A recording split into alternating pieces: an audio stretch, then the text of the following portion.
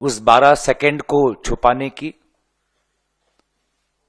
वो 12 सेकंड अब भारत के लोगों में समा चुका है, उसको वो मिटा नहीं सकते। और ये 12 सेकंड उन पर आने वाले दिनों में बहुत भारी पड़ने वाली है।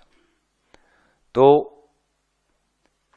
बाकी सब चीजें आदरणीय प्रमोद तिवारी जी ने इस वक्त कही है।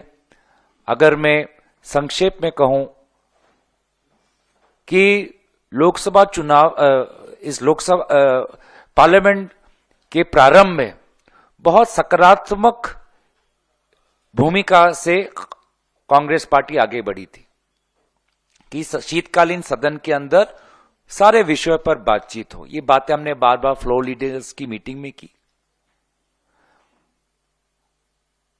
और मैं तो धन्यवाद करना चाहूंगा आदरणीय खड़गे जी का, आदरणीय राहुल गांधी जी का, कि दोनों ने चिट्ठी के द्वारा दरखास्त की कि लोकसभा और राज्यसभा में 2 दिन की चर्चा हो। इन दोनों नेताओं की दरखास्त के बाद ही संविधान पर 2 दिन की चर्चा हुई, नहीं तो यह भी नहीं होती। और ये 2 दिन की चर्चा होने से ही हमको पता चल गया कि भाजपा में अमित शाह जी के अंदर, आदरणीय नरेंद्र मोदी जी के अंदर बाबा साहब अंबेडकर के प्रति कितनी सम्मान है। जो असलियत है वो बाहर उभर कर निकल गई। अडानी के मामले से वह भागे। मणिपुर को लेकर प्रधानमंत्री मोदी जी ने अपने 2 घंटे के भाषण में कुछ कहा नहीं।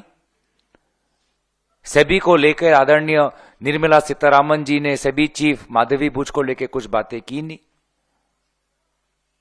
और संविधान पर जब चर्चा हो रही थी तो उन्होंने अपनी मानसिकता दर्शाई। जैसे कि आदरणीय प्रमोद तिवारी जी ने कहा, एक फांसीवादी। पूरे इस शीतकालीन समय में हमने भी कितने बार धरना प्रदर्शन किया है, लेकिन कभी भी अगर कोई भाजपा का सांसद आ रहा होगा तो उसके साथ कभी भी हमने अपमानजनक या आक्रामक व्यवहार हमारे तरफ से नहीं था। हमेशा मुस्कुराकर और सम्मान से हम उनका संबोधन करते थे। लेकिन कल जो हमने देखा, जो मैंने खुद देखा, प्रियंका गांधी जी के साथ संजना जाटव थी, वर्षा गायकवाड़ थी, सुरेश प्रतिभा धनोरकर थी, मल्लिकार्जुन खड़गे थी, वो विवश हुए